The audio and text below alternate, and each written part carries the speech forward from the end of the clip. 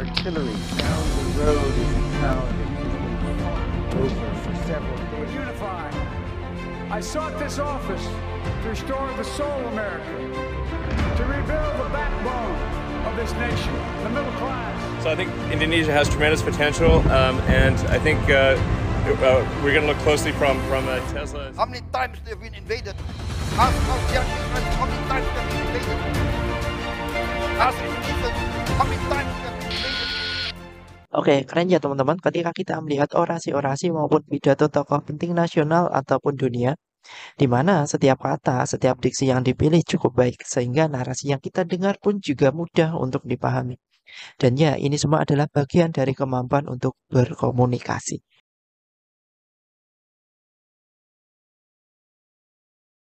Oke teman-teman, mungkin seringkali kita membicarakan dan mendiskusikan perihal komunikasi.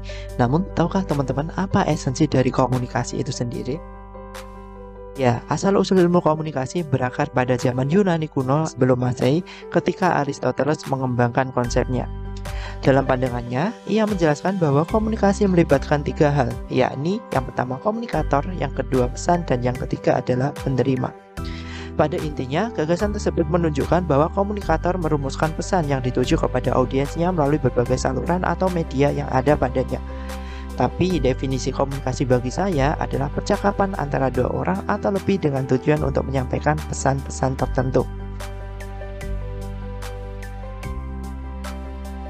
Nah, ketika kita berbicara komunikasi dalam ranah bisnis, tanyaan saya, pentingkah peran komunikasi dalam sebuah company atau bisnis? Jika saya diberikan pertanyaan seperti itu, tentu saya akan menjawabnya maybe yes or maybe no.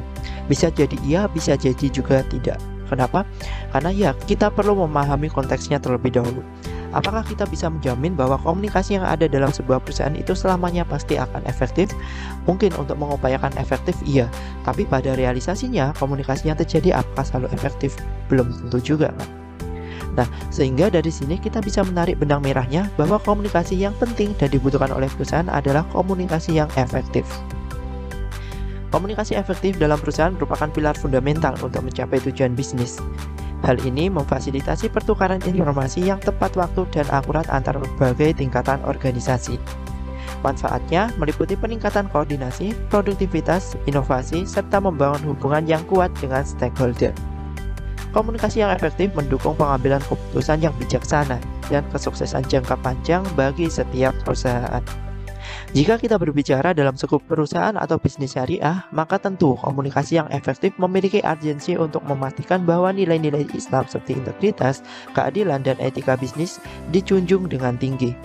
Dengan berkomunikasi secara baik, perusahaan dapat memperkuat kepercayaan masyarakat dan pemegang saham, menjalankan prinsip-prinsip syariah, dan mempromosikan pertumbuhan ekonomi yang berkelanjutan sampai tetap mematuhi nilai-nilai syariah. Sehingga dengan demikian ini, probabilitas perusahaan untuk tetap going concern dan growth akan semakin tinggi.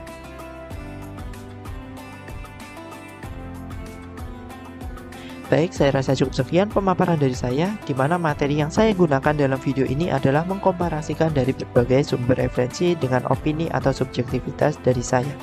Jika ada kesalahan kata, saya mohon maaf. Terima kasih dan wassalamualaikum warahmatullahi wabarakatuh.